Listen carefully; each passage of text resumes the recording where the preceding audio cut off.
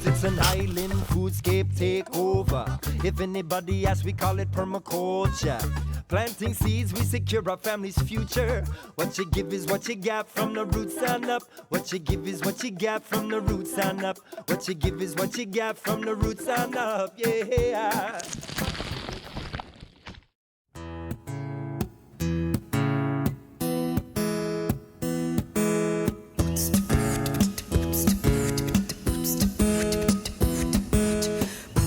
Aloha, Erika with Hip Ag. Today we are doing an episode on pizza crust, something so dear to me.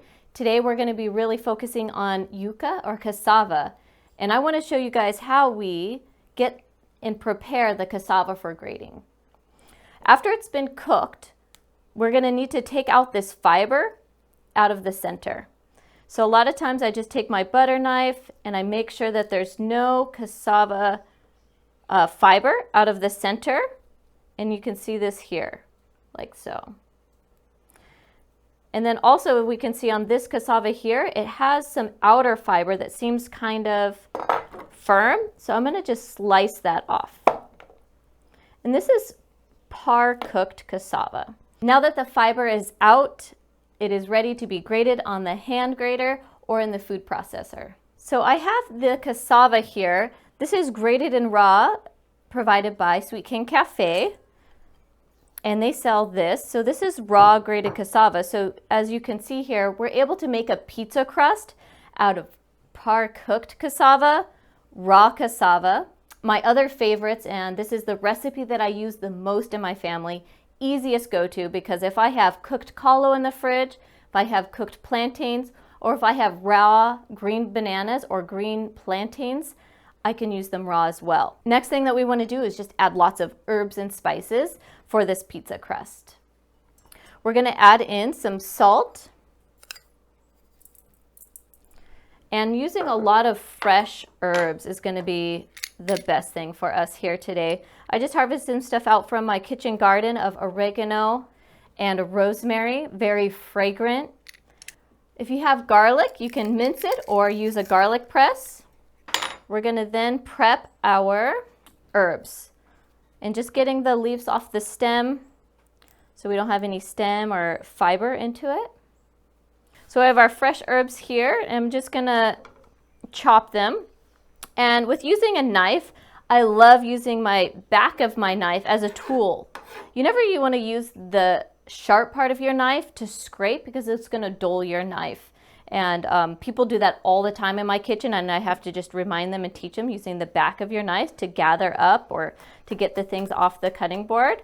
You always want to have your fingers tucked in because we don't want to cut our fingers. So we're going to add this in to the cassava of the fresh herbs. We have the salt, we have the garlic. I'm going to add in a little bit of oil so that it doesn't stick as much. I love to cook on the stovetop in a cast iron. It's just really easy and fun. So when I cook for a lot of people, I use the oven and I use a couple baking sheets to also make this recipe. Once we have the cast iron and it's hot, I like olive oil for Italian themed. So we're just going to drop all of the cassava. We just want to spread out evenly the cassava, and I use just a sturdy spatula. It's my friend. So we're just going to let that cook for about 5 minutes, and then it's going to be ready for us to flip it. So once you can see it's about mostly cooked here, we're going to just flip it over. So a lot of times I put my cutting board on top, I take it, flip it, and we can see that it's nice starting to brown here. I could have cooked it just a little bit longer if you want it more browned, but it was getting translucent and most cooked. Sliding it back in there. And from this spot, I'm just going to add some sauce. And I think since we have both a pesto and a tomato, we're going to do half and half. If you want some sauce ideas, we have a little video of how to make a pesto or a pizza sauce from tomato paste. I learned the pizza sauce recipe from the the first farm manager I worked for, we did pizza parties out of a wood-fired oven, and I'd help him quickly throw together the pizza sauce and just assisted him. And that was his quick and easy pizza sauce. So I just been doing it ever since.